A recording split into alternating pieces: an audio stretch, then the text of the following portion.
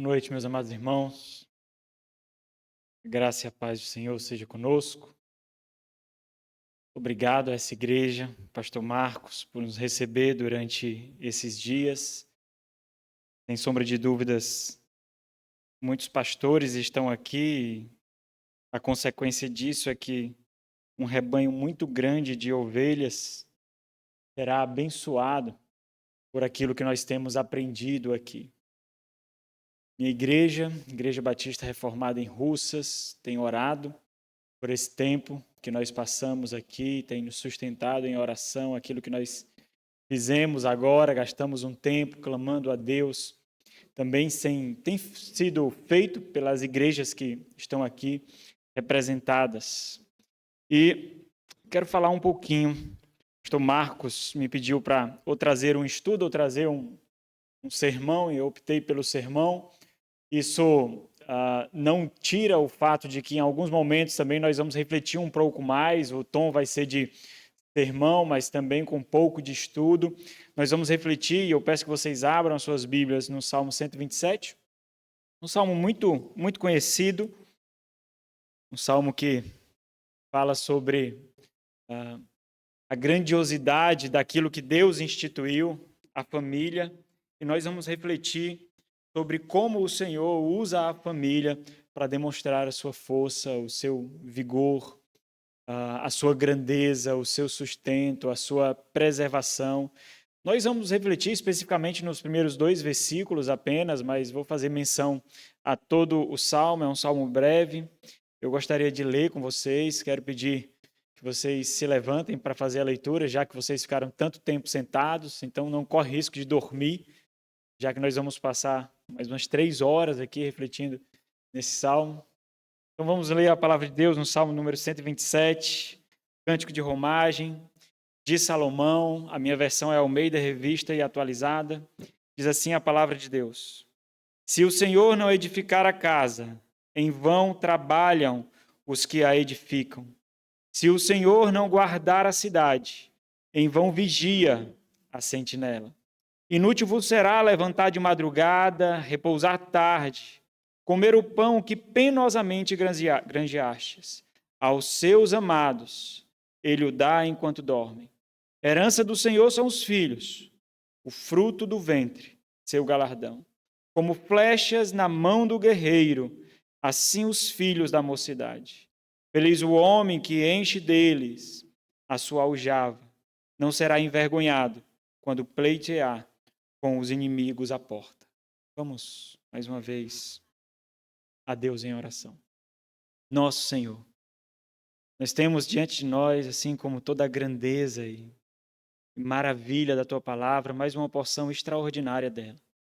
Nós somos insuficientes para alcançar a grandeza daquilo que o Senhor tem revelado a nós, por isso suplicamos a Ti, ó Senhor bendito, e desça do alto com a iluminação do Teu Santo Espírito, para que nós possamos compreender a profundidade daquilo que o Senhor intencionou nos conceder, ó Deus. Ajuda para que essas não sejam palavras frias, palavras vãs, ó Deus, proferida por um pecador, mas que seja a Tua palavra viva, poderosa, penetrante, ó Deus, como se o Senhor mesmo estivesse falando aos nossos corações. E que nós possamos ver essa palavra ganhando vida no nosso dia a dia, Deus, entrando nos nossos lares, nos nossos afazeres, moldando as nossas concepções. Que essa palavra nos encontre de guardas baixas, ó Deus. Não porque um homem fala, mas entendendo profundamente que é o Senhor, ó Deus, que sonda corações, sara feridas, que dá vida a mortos. Fala essa noite. É o que rogamos a Ti, ó Pai, em nome de Jesus. Amém. Podem sentar, por favor, irmãos. Meus irmãos, nós estamos vivendo dias muito complicados, dias difíceis.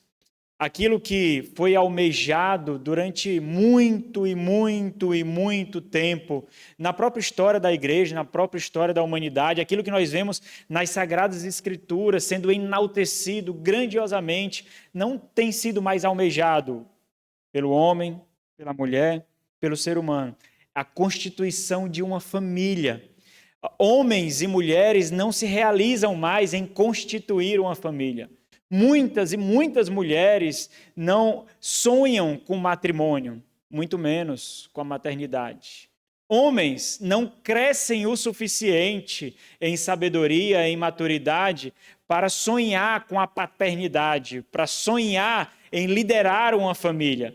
Isso não tem sido mais almejado. Na verdade, nós temos, a nossa cultura tem dado lugar a meninos, moleques e a mulheres que se satisfazem não com a maternidade, não em ver a glória da submissão, não em ver a glória do lar, mas por concursos públicos e mercado de trabalho. O lar não é mais almejado. O lar não é um local primário para que a mulher glorifique a Deus, reconhecendo aquilo que Deus criou para que ela fosse instrumento de graça e de glória do seu santo nome. Na verdade, aquilo que é colocado aqui como herança, como bênção, como galardão, como riqueza, que são os filhos, não é mais almejado, nem pelo homem, nem para a mulher. E quando se casam, também não é almejado pelo casal. Os filhos têm sido substituídos por pets, por animais. Esses são colocados como herança do Senhor, como bênção do Senhor. Os filhos não merecem mais o nosso suor. Os filhos não merecem mais o nosso tempo.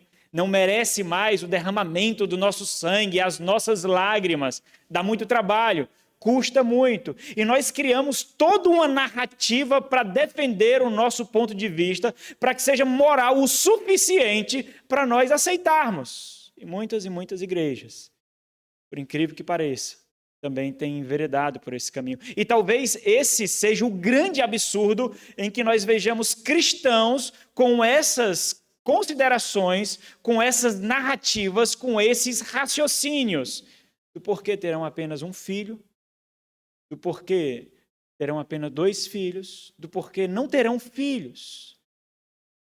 Os orçamentos financeiros são levantados para desculpar.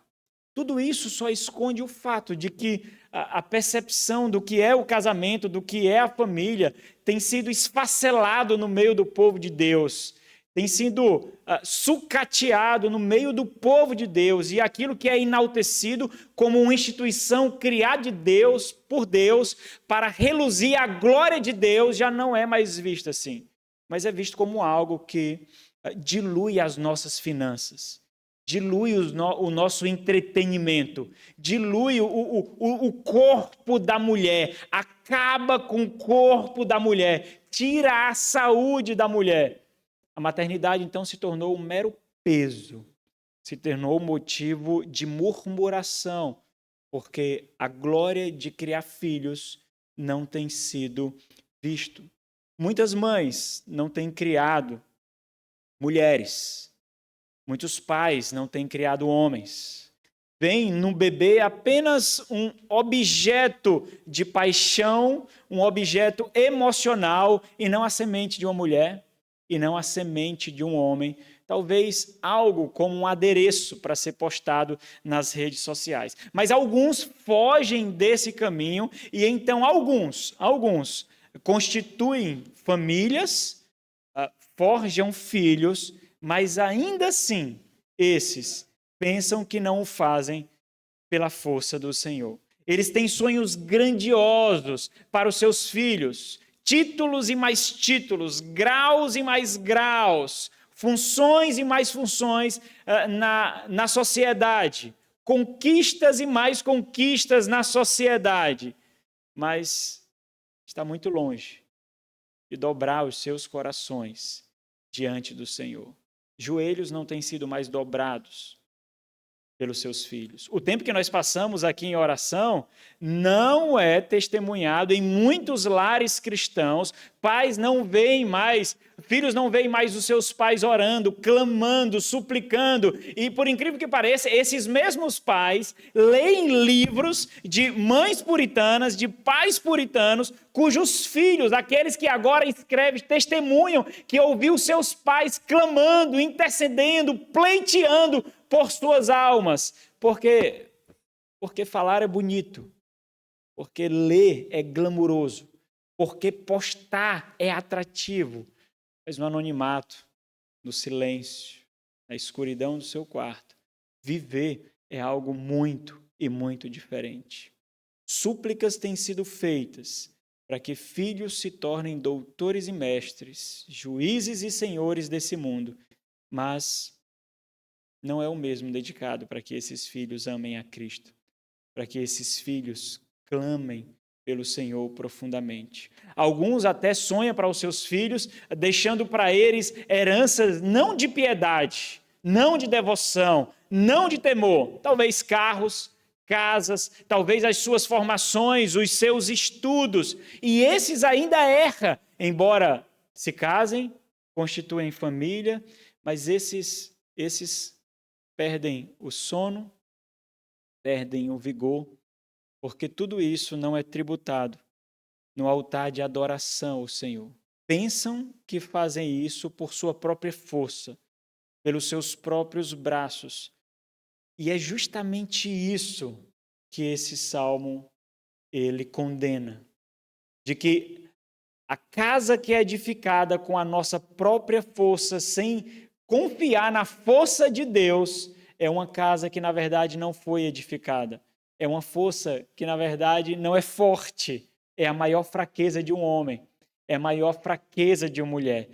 Deus é a força do nosso esforço, irmãos. Nós nos esforçamos, nós derramamos para edificar o nosso lar, não olhando para a sociedade especificamente, não olhando para aquilo que os nossos filhos alcançarão, não olhando para aquilo que nós mesmos alcançaremos, mas olhando como um meio pelo qual Deus será glorificado pelas rugas que nascem no nosso rosto, pelo corpo que não é mais tão bem cuidado por causa do açoite do dia a dia, pelos cabelos brancos, pela fraqueza que constantemente bate à nossa porta, por aquilo que nós fazemos. Fazemos no silêncio e no anonimato, porque fazemos para a glória de Deus, para a exaltação do nome de Cristo, tributando não no altar da sociedade, não no altar do mercado de trabalho, mas para que os nossos filhos fiquem completamente cientes de que tudo é feito para a glória de Deus, para a exaltação de Deus. E o próprio salmista aqui, Salomão, ele atesta a veracidade disso. Porque quando nós deitamos a cabeça no nosso travesseiro e somos presenteados com o sono, isso é um testemunho de que a confiança não está em nossas forças, mas na força do Senhor. Não é por acaso que a doença do nosso século, que também é pecado, é a ansiedade. Porque é um tributo ao mundo e um grande grito de liberdade da soberania de Deus. O sono tem sido dedicado ao altar do mundo e não encontrado mais graça e descanso nos travesseiros do Senhor. Aqueles que edificam o lar, aqueles que edificam uma família, confiando não nas suas forças, não no seu vigor, mas simplesmente no Senhor, esses são presenteados com o descanso que desce do céu, com o sono que desce do céu, com o travesseiro que desce do céu. É interessante porque esse é um dos 2 salmos, apenas no Saltério, que é atribuído a Salomão. Imagine o cenário, então, de Salomão no final de sua vida, escrevendo alguns salmos. Dentre eles, esses 2 foram colocados aqui nessa compilação. E Esdras, que agora está fazendo a compilação de todo o Saltério, dividindo em 5 livros, para que cada um dramatizasse uma parte do enredo, da história pactual de Deus e o seu povo.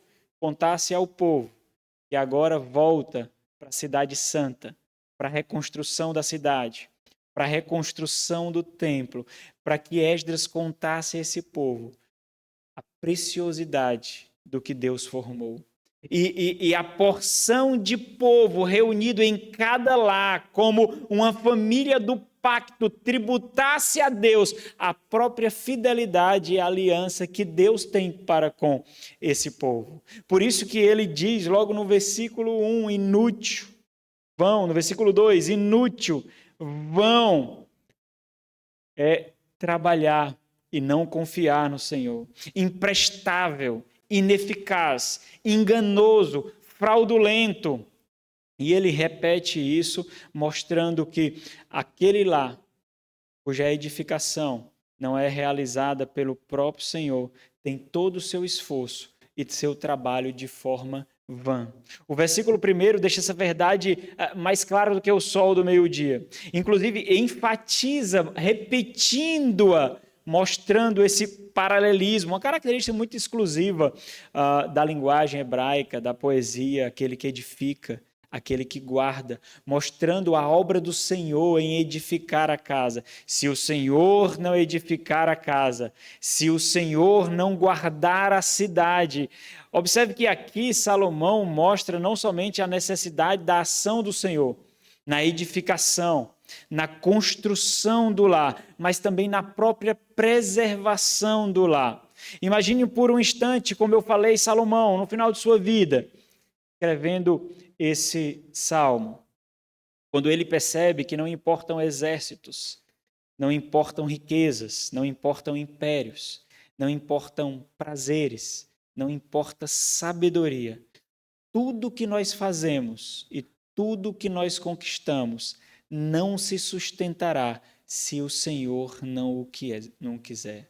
Se a mão do Senhor não estiver ali, e se isso não tributar glória e honra ao Senhor, nada permanece de pé. Qual é o ponto, então, de apontar para o Senhor, que é Ele que edifica, que é Ele que sustenta, que é Ele que preserva? Isso quer dizer que na edificação verdadeira, na verdadeira edificação, se não for pelo Senhor, na verdade não há edificação. Não há engano. É aquilo que nós observamos no Novo Testamento sobre a edificação sobre a areia e a edificação sobre a rocha. Se o Senhor não edificar a casa, se o Senhor não guardar a cidade, é como se nós estivéssemos derramando, drenando a nossa vida, drenando o nosso vigor em vão. E o grande ponto é que é enganoso mesmo o termo aqui de inutilidade, é da ineficácia. Nós pensaremos realmente que estamos forjando homens e mulheres, nós pensaremos realmente que estamos conquistando algo, nós pensaremos, e as pessoas ao nosso redor baterão palma para nós, dirão que nós estamos vencendo na vida, que nós estamos conseguindo de fato, porque os olhos veem isso. Porque a nossa própria experiência atesta isso, porque a nossa própria sociedade atesta isso. Olha como ele era. Saiu de certo lugar, de certa situação, e agora observa isso, observa essa família agora como trabalho pesado, trabalho árduo. Então, entenda que o engano é justamente pensar que o nosso braço consegue edificar alguma coisa que dure mais do que a nossa própria vida. Por isso que é enganoso. Nós derramaremos suor. Nós drenaremos a nossa saúde, nós choraremos, nós realmente nos dedicaremos, mas não há edificação verdadeira senão pelo Senhor.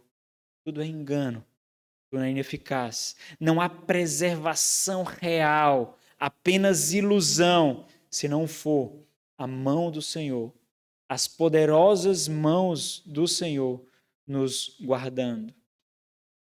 Nesse versículo ainda existe um contraste aqui muito interessante que nos leva a um próximo ponto que nós refletiremos. Nesse ponto aqui nós estamos vendo a necessária obra do Senhor para edificar um lar, para edificar uma família, para forjar filhos que durem para a eternidade, para forjar um lar que dure para a eternidade. E isso chama a atenção a um próximo ponto que virá, porque necessariamente confiar na obra do Senhor, no trabalho do Senhor, no labor do Senhor, não faz preguiçosos e omissos. Nós edificamos, nós trabalhamos, nós fazemos algo. O grande ponto é a quem nós tributamos isso. É interessante o fato de Salomão destacar tanto a obra fundamental de Deus aqui, o labor fundamental de Deus, quanto a necessidade do nosso esforço. Nós precisaremos drenar as nossas energias. Nós precisaremos edificar e nós precisaremos guardar. Esse é o grande contraste. Essa realidade destaca ainda mais a nossa impotência, porque por mais que nós drenemos todas as nossas energias, toda a nossa saúde, todo o nosso vigor, sacrifiquemos o nosso sono, a grande concepção, e é por isso que o Senhor nos presenteia com sono, porque a grande concepção é de que no final das contas não depende de nós. Então nós descansamos, porque nós sabemos que não depende de nós. A certeza, depois de todo um dia de labor, depois de todo um dia de luta, depois de toda uma semana lutando contra feras, monstros e gigantes, a certeza é de que não depende de nós. Não somos nós. Não fomos nós. É isso que faz com que o descanso venha. Paz venha. Porque se não depende de nós, a preservação não depende da nossa sabedoria, não depende da nossa força, não depende do nosso vigor, não depende do nosso intelecto. Nós fazemos para Ele. Não para o mercado de trabalho, não para o mundo acadêmico. Nós não fazemos para a sociedade, nós fazemos para Ele, não é assim? Nós forjamos uma mulher piedosa para que ela glorifique a Deus no papel que Deus designou para ela. Nós lutamos nos nossos estudos, fazendo os nossos cultos domésticos, sustentando o nosso lar, não simplesmente por causa do bem material, mas porque nós cumprimos corretamente o papel que Deus nos deu de guardar, de cultivar, de multiplicar. Foi isso que o Senhor fez conosco, não foi? Quando nos criou. Homem e mulher os criou e nos atribuiu com responsabilidades. Nós voltamos então ao Éden pré-queda e observamos os papéis que Deus deu para homem e mulher para a glória dele, para a exaltação dele. E nós fazemos isso completamente convictos de que no final das contas é Ele que recebe toda a glória, é Ele que recebe todo o louvor. Nós observamos efeitos colaterais disso. Nós temos vidas mais confortáveis, nós observamos os efeitos colaterais.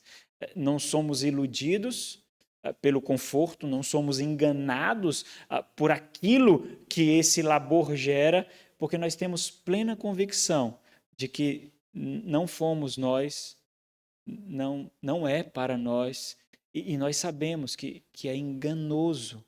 Nós podemos ser ludibriados com isso, nós podemos ser seduzidos por isso. E isso deve ser a grande realidade do nosso coração, irmãos, que deve ser necessariamente demonstrada pelas nossas próprias palavras de confissões. É como se as palavras de confissões que fazemos, as queixas que levamos a Deus, as súplicas que levamos a Deus, encontrasse materialidade no nosso dia a dia, como se a mesma piedade com a qual nós experimentamos de joelhos nos seguisse durante todo o dia.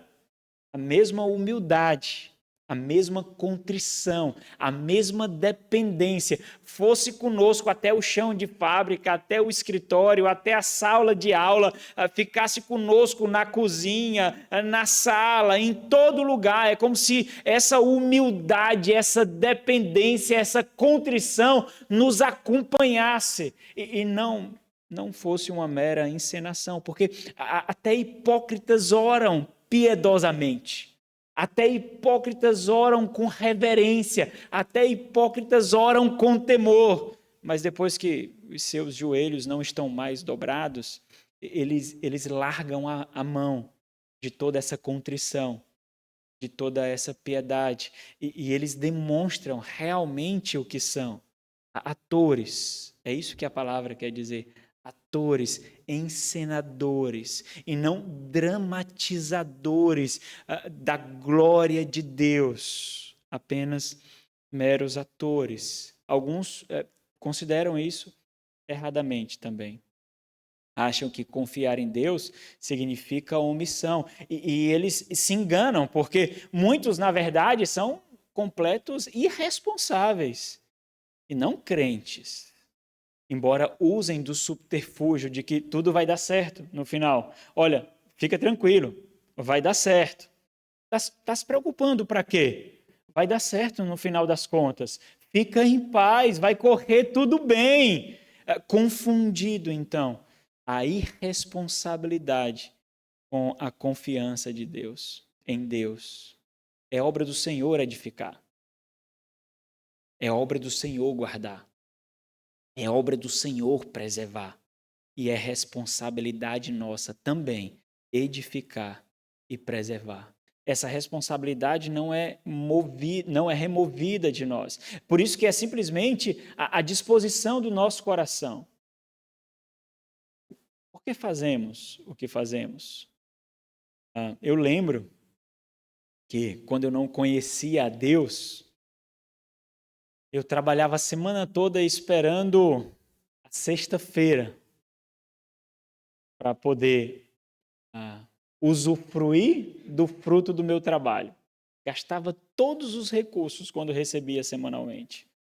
Ou quando recebia na quinzena ou mensalmente, trabalhava arduamente pensando no último dia do mês ou no primeiro dia do mês para poder comprar aquela roupa que eu queria, o celular que eu queria, fazer aquela compra tão almejada.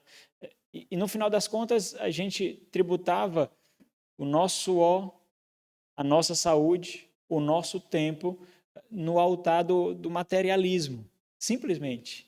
No altar do consumismo, simplesmente, fácil assim.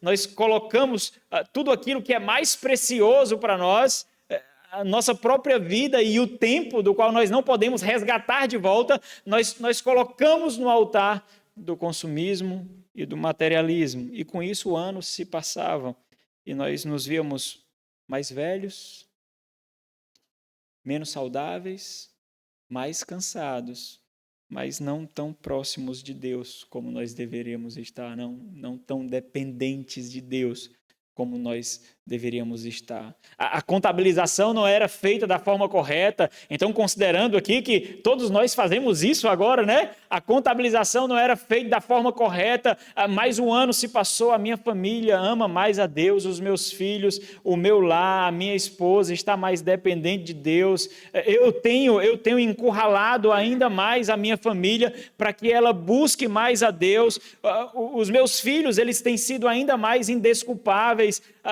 o meu lar tem sido ainda mais indesculpável se ele não ama tanto o Senhor, se ele não busca tanto o Senhor.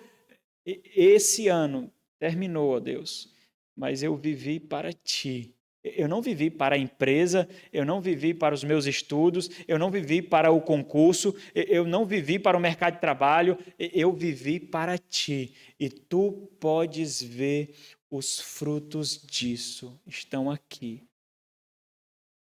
Nós sabemos que tudo isso é certo. Nós sabemos que tudo isso é piedoso. Nós sabemos mesmo. Mas o grande ponto é que, no final das contas, parece que nós não vivenciamos isso. Porque parece longe demais para a gente. Parece irreal demais para a gente. Confiar em Deus, ter a plena convicção de que é o Senhor que edifica, de que é o Senhor que guarda, não remove de nós a necessidade de derramar sangue. Não remove de nós a necessidade de derramar suor mesmo, de drenar a nossa vida. O mesmo versículo no Salmo 121, no versículo 1, aqui o mesmo versículo, ele não remove essa necessidade de labor para edificação e preservação. E aqui alguns pecados são destacados, pecados muito presentes, inclusive na masculinidade que nós vemos hoje, inclusive em homens que deveriam crescer para derrotar monstros gigantes, feras, homens que deveriam ser grandes portos de segurança, grandes fortalezas, que deveriam reluzir o brilho da glória de Deus, a força de Deus. Na verdade, não são. Alguns pecados são condenados aqui. Primeiro, a preguiça, a omissão e a covardia, que são denunciados como uma vida de inutilidade, como uma vida de engano. Na verdade, como uma profecia do próprio juízo.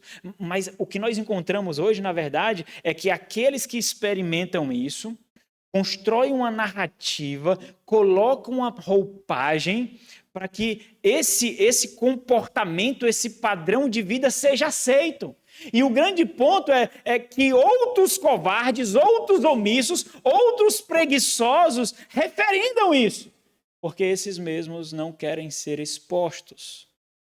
Porque covarde, preguiçosos e omissos entendem covardes, preguiçosos e omissos. E isso faz com que a nossa geração, cada vez mais, especialmente de homens, tenha caminhado diretamente para o esgoto, para a fossa, e não cumprindo com o seu papel. Qual é o ponto aqui, irmãos? Na verdade, nós somos responsabilizados por cultivar e guardar a terra, confiando que Deus dará o resultado que Ele mesmo espera, porque a força que usamos para fazer o que fazemos não é intrinsecamente nossa, mas na plena certeza que nós temos, na plena convicção que nós temos de que é Deus que nos guardará nessa obra. Ou seja, nós devemos usar todas as nossas forças, todas as nossas habilidades, todo o nosso intelecto, mas profundamente cientes de que, em última instância, a atmosfera que nos envolve é de que tudo isso, na verdade, não veio por nós mesmos, mas por depender profundamente de Deus. Então entendam, nós necessariamente precisamos nos esforçar.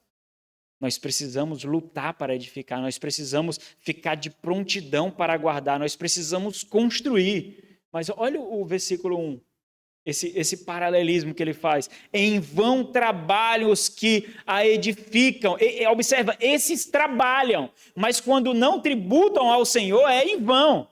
Em vão vigia a sentinela. Olha, eles vigiam, eles buscam preservar, mas é em vão, se não for para o Senhor. E o grande ponto do termo aqui, que realça essa inutilidade que nós veremos aí no versículo 2, é de que é enganoso mesmo, é ineficaz, mas nós estamos tão ludibriados por aquilo que o nosso esforço conquista, por aquilo que tão rapidamente nós desfrutamos, que nós simplesmente não percebemos. É como se nós fôssemos seduzidos, envaidecidos e seduzidos, e a nossa ambição cada vez mais sendo nutrida e alimentada. Há necessidade de trabalho, há necessidade de edificação, há necessidade de vigilância, há necessidade de preservação.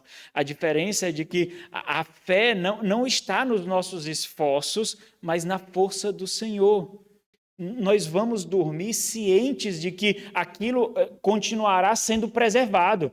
Nós encontramos no nosso travesseiro cientes de que aquela edificação não ruirá durante a noite, enquanto os nossos olhos não conseguem olhar, enquanto as nossas mãos não conseguem sustentar, porque não depende de nós. Depende dele. E nós fazemos tudo o que fazemos cientes disso. E nós temos vários exemplos disso nas Sagradas Escrituras, de que homens suplicavam a Deus para que Deus agisse poderosamente, e enquanto isso eles pleiteavam, enquanto isso eles agiam, enquanto isso eles mantinham-se de guardas levantadas. Nós temos vários exemplos sobre isso. E um teólogo, autor que não está mais conosco, disse certa vez que Esse é o grande mistério dessa prática da oração confiante em Deus, embora laborosa. Esse é o grande mistério, porque faz parte da bondade, dos desígnios de Deus, permitir que o mundo seja suscetível às nossas orações. Nós vemos vários exemplos disso.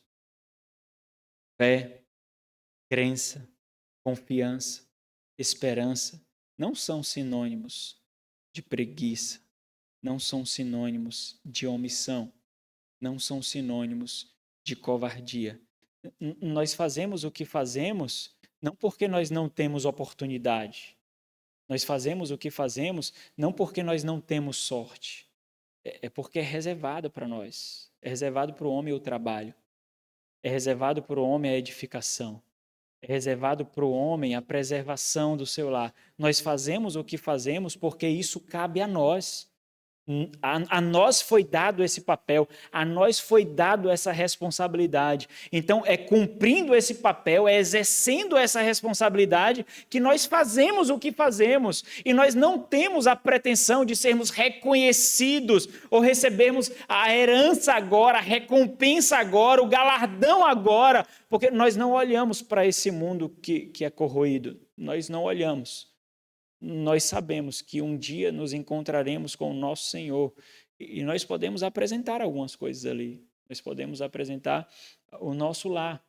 Nós podemos apresentar não uma carteira de trabalho, não um contrato, mas todo o tributo que foi dedicado a Deus, seja no chão de fábrica, seja no escritório, seja numa sala de aula, seja no próprio cuidado do lar.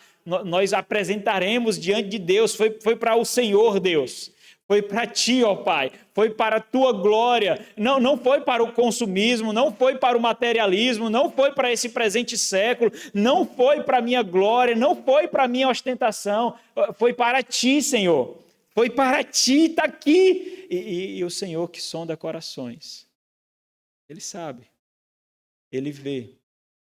Talvez a grande dificuldade que nós encontramos nessa geração tão midiática é de que parecer é suficiente. Quando o secreto e o anonimato é aquilo que vale mais. É aquilo que tem mais vigor diante de Deus. Talvez nós não paramos para pensar, mas vocês já perceberam que os salmistas eles são tão audaciosos? Eles são profundamente audaciosos. Eles fizeram orações que nós não temos coragem de fazer. Na verdade, nós julgamos que algumas delas, se nos nossos lábios, poderia ser até blasfêmias. Onde tu estás, ó Deus, que permites isso, ó Deus? Te levantas, ó Deus, pleiteia a minha causa, ó Deus. Nós não teríamos coragem de fazer essas orações com medo de macular a santidade de Deus, a soberania de Deus. Mas se nós percebemos o contexto da profunda convicção de que aquele que estava ali, lembra do Salmo 139? É aquele diante de quem ninguém se esconde, ninguém foge, é aquele que perscruta corações, é aquele que discerne a alma que teceu. É aquele que penetra corações nos recônditos mais escuros, os quais nós mesmos escondemos de nós para não termos essa construção de santidade imaculada. É Ele que está lá. Então, diante dele, só tem uma saída: sinceridade, honestidade, humildade, porque buscar ludibriar é ainda mais um pecado a se juntar a um amontoado de outros pecados. É aquele que vê, é aquele que sonda. Vamos terminar aqui no versículo 2, só observando talvez esse ponto que muito provavelmente é o mais destacado do Salmo aqui, que guarda essa porção principal do engano que a obra das nossas mãos trazem. A inutilidade, o engano de nos esforçarmos sem confiarmos em Deus. E nós vemos três degraus aqui no versículo 2. a declaração da verdade, o porquê dessa declaração e aqueles que não confiam e aqueles que confiam, né? A primeira declaração da verdade, inútil, aquele termo que eu fiz referência, enganoso, observe, é enganoso, cuidado, atenção, é ineficaz, pode parecer que produz frutos, mas na verdade é apenas uma miragem, não produz frutos. É como se você se alimentasse só com peta. Aquela peta que a gente come aqui, é peta? Chama de peta aqui?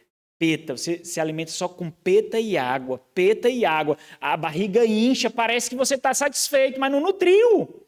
Você vai ficando enfermo, você vai ficando doente. Os nutrientes que você precisa, simplesmente você não tem. Enfermidades vêm aparecendo. E você não vai ao diagnóstico correto, tenta ir pelas laterais, porque não quer chegar à certeza, o centro, o ponto central. Enganoso fraudulento, inútil, vos será levantar de madrugada. Entenda, você se levantará de madrugada. Vai exigir, a vida exige isso de você. Você se levantará de madrugada, mas ele inútil vos será levantar de madrugada, repousar tarde, comer o pão que penosamente, com muita dificuldade, arduamente granjeaste. Por quê? Por que ele diz isso? Porque aqui ele está considerando aqueles que não confiam em Deus. Aqueles que não confiam em Deus, eles são facilmente enganados. Eles são alvos de fraude. Eles se levantam de madrugada, assim como nós, eles acordam, dormem tarde, encontram o seu travesseiro tarde, mas eles não tributam ao Senhor. E aos que confiam? Aos que confiam, ele diz em seguida aqui, aos seus amados, ele o dá enquanto dorme. Vocês fazem uso aqui da King James, não é? A King James, assim como a Almeida Revista Corrigida, ele traz a tradução perfeita desse versículo. Porque a gente não entende o que ele dá. Na Almeida Revista Corrigida, lendo aqui, parece que ele dá o que enquanto dorme? Dá os bens. Dá o sustento. Mas não é isso que Deus dá enquanto dorme. Na verdade, Deus dá o sono para que esse durma. A Almeida Revista Corrigida diz assim, pois ele dá aos seus amados o sono. E essa tradução está perfeita. É justamente esse contraste que ele traz. Assim, aqueles que não confiam no Senhor pensam que edificam com a sua própria força. Eles pensam que guardam aquilo que eles edificam. Na verdade, não. Porque aqueles que confiam no Senhor, eles edificam, eles guardam, eles vigiam, mas eles dormem. Na plena certeza de que tudo é feito pelo Senhor. O Senhor dá o sono. Qual é o ponto aqui? Embora nós façamos tudo que nós precisamos fazer para honrar a Deus com a nossa vida, especialmente na edificação e preservação do lar, nós dormimos tranquilos, porque não depende de nós mesmos, mas que na plena convicção que nós temos de que tudo depende unicamente do Senhor. É isso que o Senhor Jesus falou no início do Sermão do Monte, quando ele descreve ali quem é o cristão, quem é aquele que o segue, quando ele mostra ali as características do caráter cristão, quando ele diz, bem-aventurados os mansos, porque herdarão a terra. Ora, a nossa percepção hoje, assim como a cultura dos sacerdotes católicos, que tem aquela voz mansa, aquela voz suave, oh meu filho, meu amado, que Deus vos abençoe, meu filho. Nós pensamos que ser manso é ter essa voz suave. Nós pensamos que ser manso é ter uma vozinha afinada, é uma voz tranquilazinha. Nós pensamos que ser manso é isso. Ser manso significa, ao contraste, porque eles herdaram a terra. Ser manso significa ter a plena convicção de que a terra é nossa. Nós não precisamos lutar por ela. Nós não precisamos conquistá-la. porque ela é nossa. E não essa que perece. Essa é a plena certeza do Senhor, mas uma completamente glorificada, perfeita, pura. Ou seja, a ênfase aqui está em mostrar que a operação do Senhor em edificar, guardar e preservar em nossas vidas não depende dos nossos esforços, mas do quanto nós buscamos freneticamente o pão e a edificação da nossa casa. O ponto principal é que o quanto nós confiamos nele ao fazermos o que fazemos, porque nós vamos fazer. Mas o quanto nós confiamos nele, o quanto nós esperamos nele, na plena certeza de que é Ele que faz. E esse é o grande tom. Por quê? Porque Deus é a grande força do nosso esforço. Isso se aplica desde o ministério pastoral, em igrejas locais, ministério pastoral dos pastores dos seus lares, ministério da esposa, dos filhos, se aplica completamente ao fato de que é vão nos esforçarmos confiando no nosso próprio esforço. E essa deve ser a luz com que nós conduzimos a nossa vida. De qualquer forma, nós vamos ter a nossa saúde drenada. De qualquer forma. De qualquer forma, nós vamos ver beleza ruindo, o vigor se esvaindo. De qualquer forma isso vai acontecer.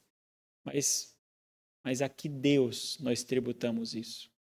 A que Deus nós dedicamos isso? Talvez nós deveríamos consultar os nossos travesseiros, não é? O Senhor está dando o sono.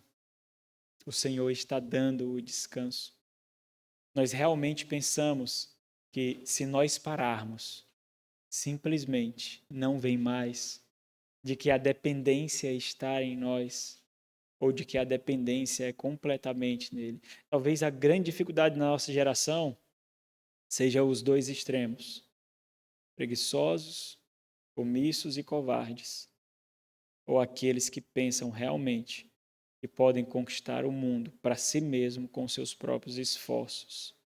E Deus é apenas um ansiolítico espiritual que nós experimentamos algumas vezes de joelho para parecermos de fato piedosos. A Ti toda a glória, Deus. Se Deus quiser, em nome de Jesus, o grande desafio será a mesma experiência que nós temos de joelhos, sairmos de mãos dadas com essas palavras e vivermos a nossa vida no dia a dia. Talvez esse seja o grande desafio. Vamos orar mais uma vez? Nosso Senhor e Deus, muito obrigado, Pai, por Tua palavra que bate fortemente à porta do nosso coração. Nós somos insuficientes, ó Deus, para glorificar o Senhor. Nós somos completamente indignos de tão honrosa tarefa, ó Deus. Na verdade, nós somos enganados com muita facilidade por aquilo que o nosso braço consegue cultivar, ó Deus. Por isso nós suplicamos ao Senhor, Pai, que o Teu Santo Espírito aplique essa palavra no nosso coração profundamente, Deus. E que nós possamos experimentar a mesma contrição com a qual oramos, ó Deus. Que essa confissão nos acompanhe durante todo o dia. Esteja conosco no nosso lar. Esteja conosco no mercado de trabalho, na escola, na universidade. Ajuda-nos, ó Deus, para que nós possamos um dia chegar diante do Senhor e com muita contrição e alegria de coração tributarmos ao Senhor definitivamente toda a nossa vida, ó Deus, de que nós vivemos para Ti, foi para Ti que nós vivemos, ó Deus. Que essa realidade toque a vida de cada lar aqui, ó Deus. Que os filhos orem para os seus pais, não como trabalhadores, não como profissionais, mas como instrumentos da Tua graça para forjar um lar piedoso, ó Deus.